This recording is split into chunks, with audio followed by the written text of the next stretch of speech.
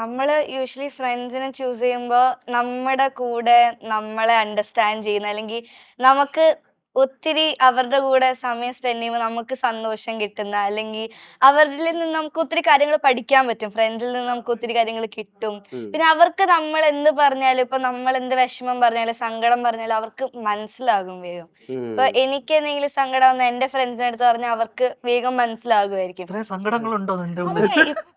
അങ്ങനെയല്ല, വലിയ സങ്കടങ്ങളല്ലേ ഇപ്പൊ കുഞ്ഞു എന്താ കുഞ്ഞു നിങ്ങളെ സങ്കടം. സങ്കടങ്ങൾ? ഒരു സങ്കടം ഈ പ്രായത്തിൽ എനിക്കൊന്ന് കേൾക്കാൻ വേണ്ടിട്ട്.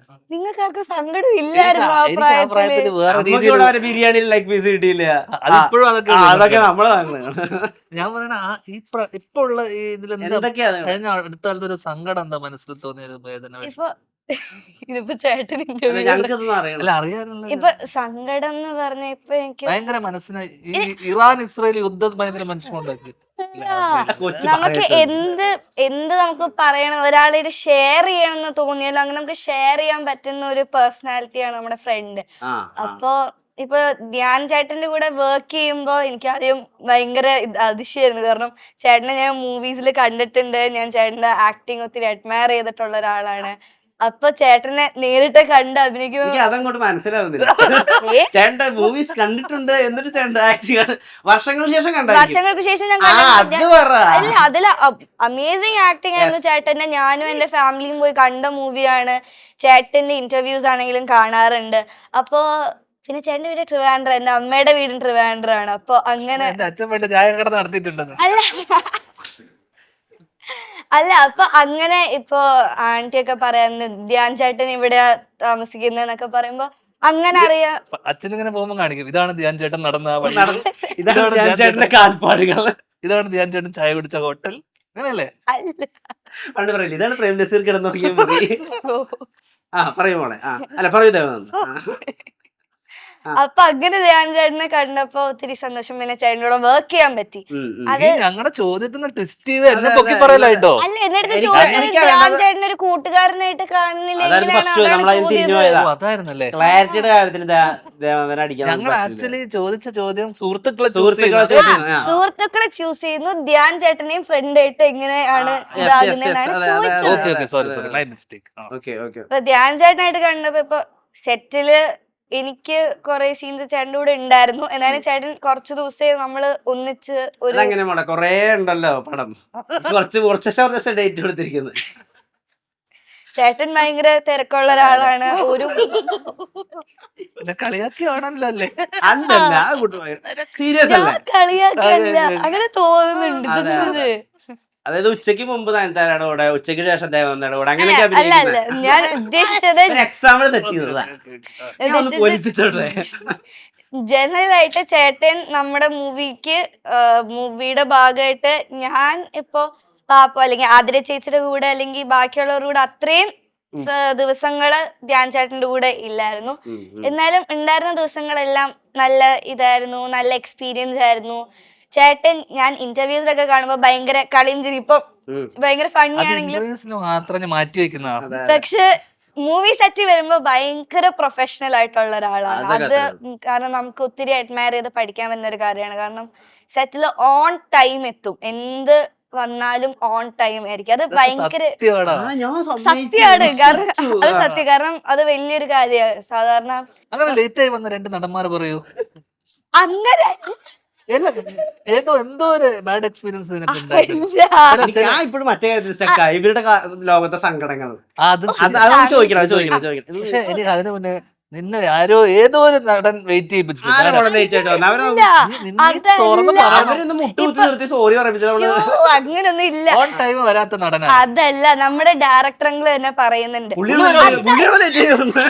അതല്ല, ഡയറക്ടർ അങ്കിൾ തന്നെ പറഞ്ഞു, ഇപ്പൊ ചെലപ്പം ക്യാമറ സെറ്റ് ചെയ്യാൻ ഫ്രെയിം ചൂസ് ചെയ്ത് എല്ലാം വരുമ്പോ കുറച്ച് സമയം എടുക്കും.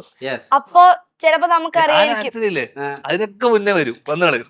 കാരണം നമുക്ക് അറിയായിരിക്കും, യൂണിറ്റ് വണ്ടിയിൽ തന്നെ വരും. നമുക്ക് അറിയായിരിക്കും ഇതിപ്പോ ക്യാമറ സെറ്റ് ചെയ്ത് വരാൻ സമയം എടുക്കും, എല്ലാം സെറ്റായി വരാൻ നേരം എടുക്കും. പക്ഷെ എന്നാലും ചേട്ടൻ ഇതൊക്കെ അറിഞ്ഞിട്ടും നമ്മുടെ അടുത്ത് പറയുന്ന ആ ഒരു കൃത്യം സമയത്തിന് എത്തുന്ന ഒരു വലിയ കാര്യം. കാരണം അതാകുമ്പോ ക്രൂവിനും ഒരു വലിയ ഹെൽപ്പാണ്. കാരണം നമ്മൾ എത്തിയിട്ടുണ്ടെന്ന് അവർക്കൊരു ആശ്വാസം. കാരണം ഇപ്പോൾ പ്രൊഡക്ഷൻ കൺട്രോൾ അങ്കിൾമാരാണെങ്കിൽ ഇവരെല്ലാരും ഓടി നടക്കുകയാണ്, അവരെത്തിയോ ഇവരെത്തിയോ, അവിടെ റെഡിയാണോ ഇവിടെ റെഡിയാണോ. അപ്പൊ എല്ലാരും സെറ്റിൽ ഉണ്ടെന്ന് പറയുമ്പോ അവർക്കൊരു സമാധാനമാണ്. അപ്പൊ ചേട്ടൻ ആ കാര്യത്തിൽ എനിക്ക് തോന്നുന്നു ക്രൂവിന് അത്രയും ഒരു ടെൻഷൻ ഒന്നും കൊടുത്തിട്ടില്ല. കാരണം ഇന്ന് ഞാൻ ലേറ്റ് ആയിട്ടാ വന്നെ 2 മണിക്കൂർ അല്ലേ? പക്ഷെ ഇന്ന് പ്രസ് മീറ്റ് അത് അല്ലെങ്കിൽ ഇന്റർവ്യൂ, നിങ്ങൾ crew, media പക്ഷെ ഷൂട്ടിന് ഞാൻ ഇതുവരെ ലേറ്റ് ആയിട്ട് വന്ന് കണ്ടിട്ടില്ല. കാരണം ഭയങ്കര പ്രൊഫഷണൽ ആയിട്ട് ഓൺ ടൈം ആയിട്ടാ വരുന്നത്. അത് ഭയങ്കര നമുക്ക് അഡ്മയർ ചെയ്യാൻ ഇപ്പോഴും പറ്റും. എന്റെ ചോദ്യം അവിടെ ബാക്കി നിൽക്കുന്നു. ഓക്കെ. ആരാ ലേറ്റ് ആയിട്ട് വന്നേ? വേറെ ആരെങ്കിലും ഏതെങ്കിലും അയ്യോ സിനിമയിൽ അങ്ങനല്ല ഞാൻ ഉദ്ദേശിച്ചേ.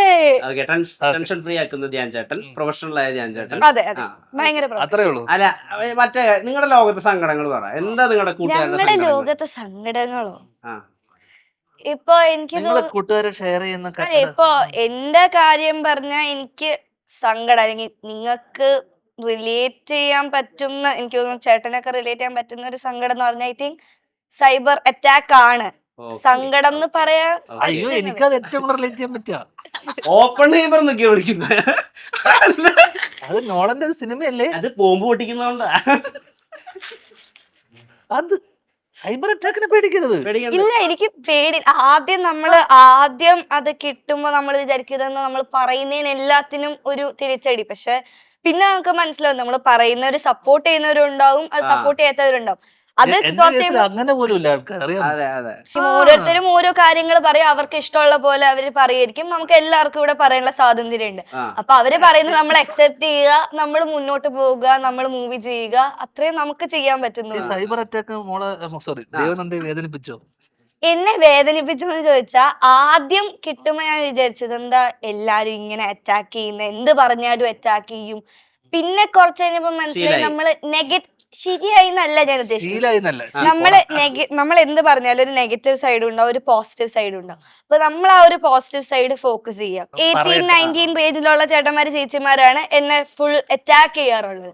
പക്ഷെ ഞാൻ വിചാരിക്കുന്ന ചിലപ്പോ അവർക്ക് തോന്നുന്നുണ്ടാകും ഞാൻ പറയുന്നത് ശരിയായിരിക്കില്ല, ചിലപ്പോ അവർക്ക് റിലേറ്റ് ചെയ്യണമെന്നില്ല ഞാൻ പറയുന്ന കാര്യങ്ങൾ. അപ്പൊ ചിലപ്പോ ഒരു കൂട്ടം ആൾക്കാരുണ്ടാവും റിലേറ്റ് ചെയ്യുന്നത്. അപ്പൊ എനിക്ക് പറയേണ്ടത് ഞാൻ പറഞ്ഞു, അവർക്ക് പറയേണ്ടത് അവര് പറഞ്ഞു. നമ്മൾ അങ്ങോട്ടും ഇങ്ങോട്ടും റെസ്പെക്ട് ചെയ്യുക, അത്രേ ഉള്ളൂ. അപ്പൊ എന്തിനാ വിഷമിക്കേണ്ട കാര്യമില്ലല്ലോ. അതല്ലേ ഞാൻ പറഞ്ഞേ, ആദ്യം ഇത്തിരി കിട്ടിയപ്പോ ആദ്യം വിഷമമുണ്ടായിരുന്നു, പിന്നെ അത് മനസ്സിലായത് എല്ലാത്തിന്റെയും ഭാഗമായിട്ട്. ഇങ്ങനെ ഒരു ചെറിയ പ്രായത്തിൽ ആൾക്കാരെ ഇങ്ങനെ ടാർഗറ്റ് ചെയ്തപ്പോ ഭയങ്കര ഉള്ളിന്റെ ഉള്ളിൽ ഒരു വിഷമം വന്നു കാണും അല്ലേ? അത് ആദ്യം ഞാൻ വിചാരിച്ചത് എന്താ ഇങ്ങനെ ടാർഗറ്റിങ്, പക്ഷെ കുറച്ച് കഴിയുമ്പോൾ നമുക്ക് മനസ്സിലാവും അത് എല്ലാത്തിന്റെയും ഭാഗമായിട്ട്. ഞാൻ ഇത് ഇത്തരം അറ്റാക്കുകൾ ഉണ്ടായിട്ടുണ്ട്, പക്ഷെ ചെറുപ്പത്തിലല്ലെന്ന് മാത്രം, വളർന്നു വന്നപ്പോ. ചെറുപ്പത്തിൽ എനിക്ക് ഉണ്ടായിട്ടുള്ള പ്രശ്നമാണ് അറിയാം. എന്തൊക്കെയായിരുന്നു എനിക്ക് LKG പഠിക്കുന്ന സമയത്ത് എന്നോട് ആൾക്കാരൊന്ന് ചോദിക്കും, അച്ഛനെ പോലെ എഴുതൂലേ? LKG ABCD അറിയില്ല എനിക്ക് എഴുതാൻ. അച്ഛനാരാന്ന് കണ്ടാ തിരിച്ചറിയുന്നില്ല. അപ്പോഴാണ് അച്ഛനെ പോലെ എഴുതൂലേ, അച്ഛനെ TV-ലേ കണ്ടിട്ടുള്ളൂ.